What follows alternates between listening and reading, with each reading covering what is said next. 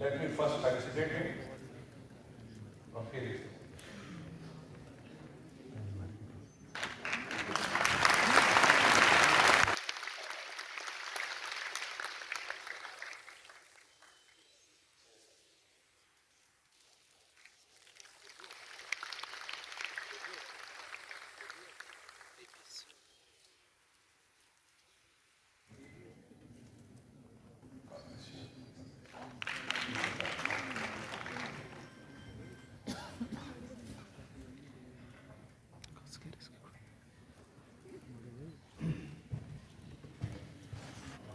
I guess it's evening now, so good evening everyone.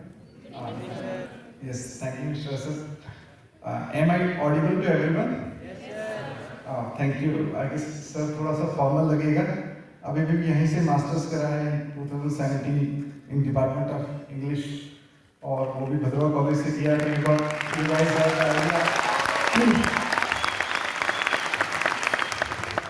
So, a brief introduction about myself. My name is Anjit Singh and I am from district Doda, and if somebody is here from Bharesa, so I am basically from Bharesa, Kahara. So a very remote area, but I am proud of that area and it's like my honor to be here. And I extend my gratitude to Department of Tribal Affairs and especially Dr.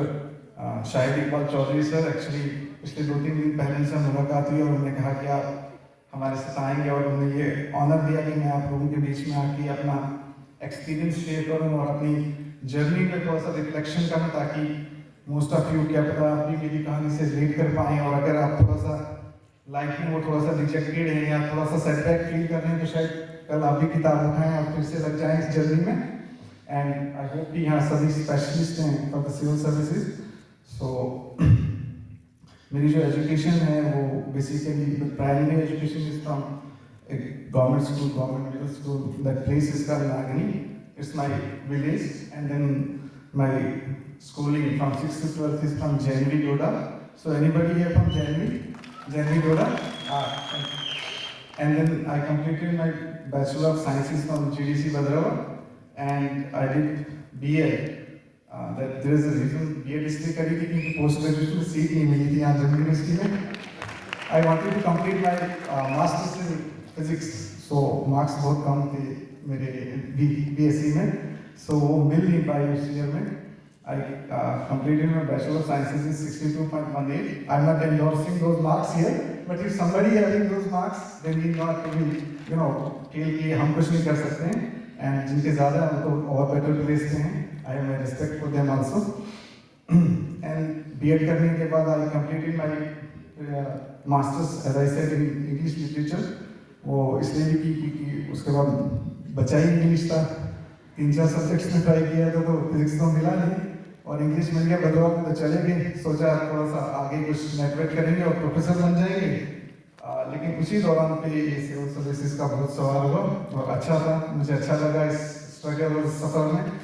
अभी भी उस सफ़र को ज़्यादा मैं importance देता हूँ. हाँ, मंजिल इंपॉर्टेंट है, नो डाउट, और मंजिल मिलने के बाद लाइफ थोड़ा सा और ईजी हो जाती है और हाँ सेटिस्फेक्शन ऑब्वियसली है.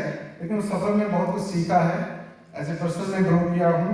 आज शायद आपके बीच में बोल पा रहा हूँ तो वो भी शायद इस सफ़र की इस खूबसूरती है कि मैं आपके सामने इतना डिलीवर कर रहा हूँ. अदर इतनी बड़ी ऑडियंस के सामने बोलना तो जब एज ए ड्रीम होती मेरी मैं बोल पाता.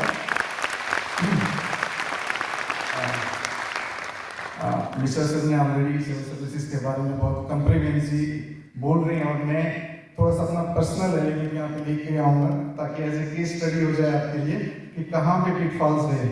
अगर ब्रदर्स कि मैं कुछ अटेम्प्ट्स में क्यों सक्सेसफुल नहीं हो पाया और उसकी कहानी क्या रही, क्यों ऐसा हो रहा था मेरे साथ, ताकि यहाँ पे किसी के साथ ऐसा हो रहा है तो वो थोड़ा सा उस चीज़ में मेरे अगर इस सफ़र से उनको लगता है कि थोड़ा सा वो सीख सकते हैं तो वो रिक्वायर्ड करेक्शन कर सकते हैं.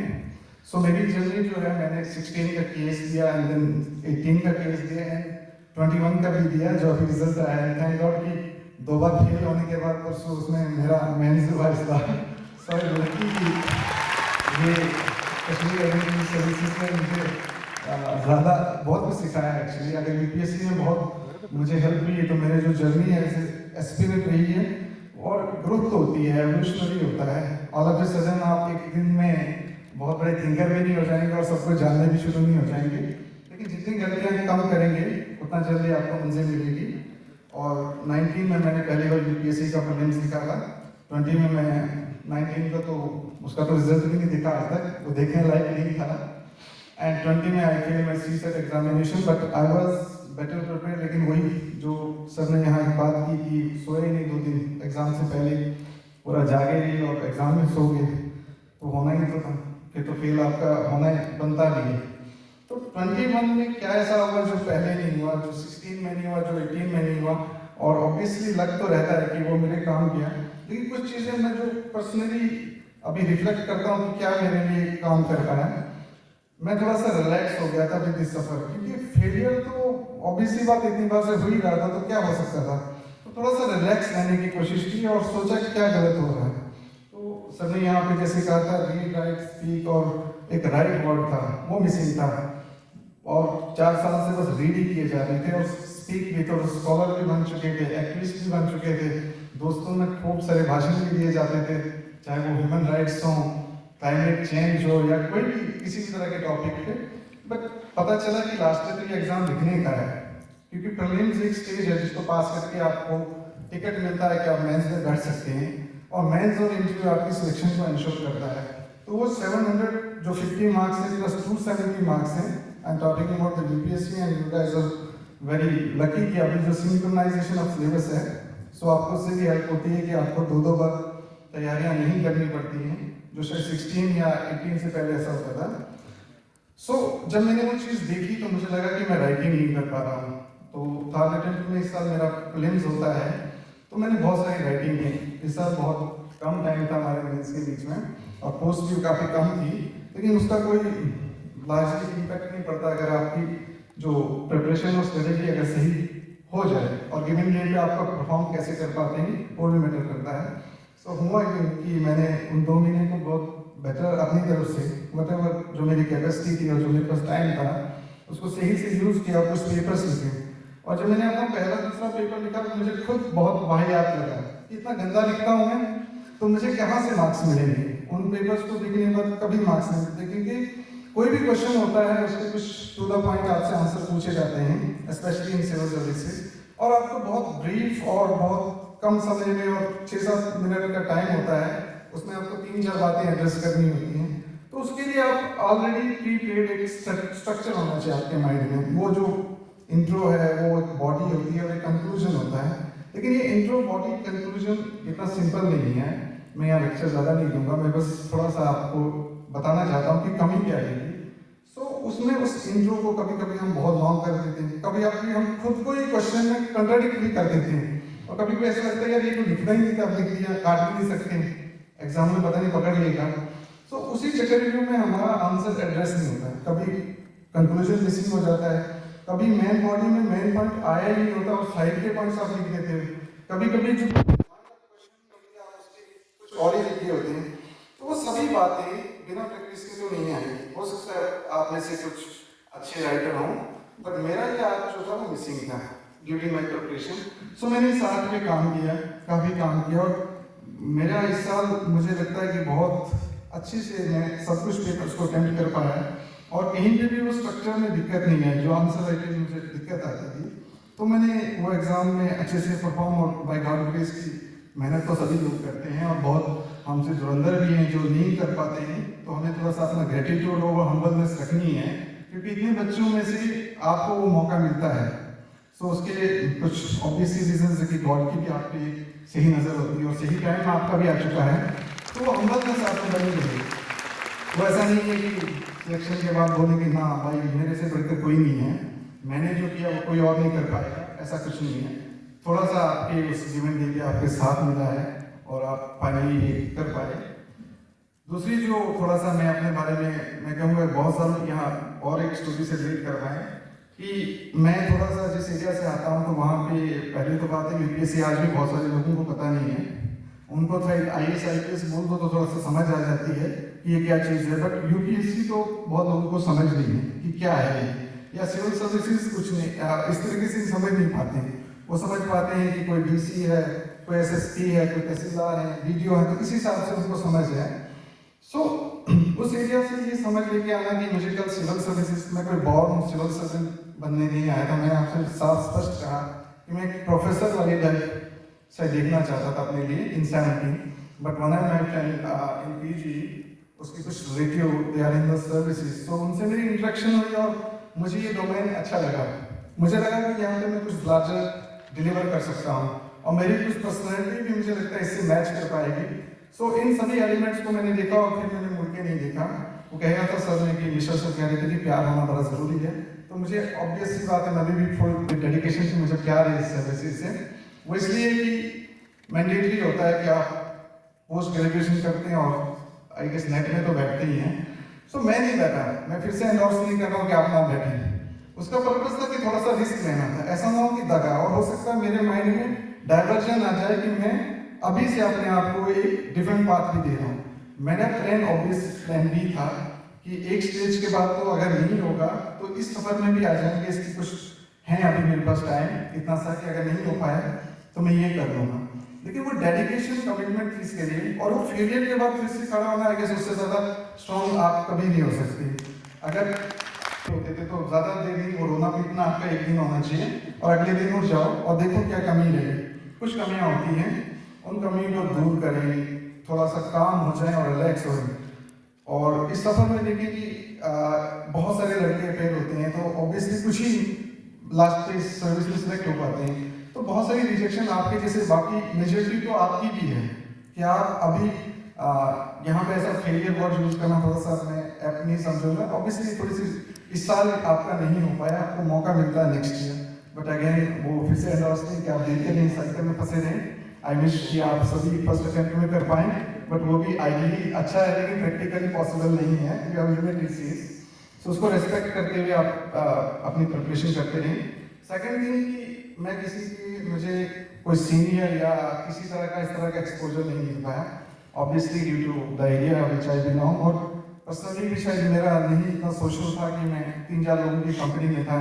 One of my friend he got into services in the Kashmir administrative services, 16 batch से हैं, तो थोड़ा उनका साथ इंटरेक्शन थी और उनके साथ प्रिपरेशन भी की। लेकिन एज सच कि इंडियन एडमिनिस्ट्रेटिव सर्विसेज या कोई पुलिस सर्विसेज से तो उनसे मेरा कोई इंटरेक्शन नहीं हो पाया, इसलिए क्योंकि फेरी इस तरह का था और कभी किसी फॉर्मल कोचिंग का भी पार्ट नहीं ले पाए।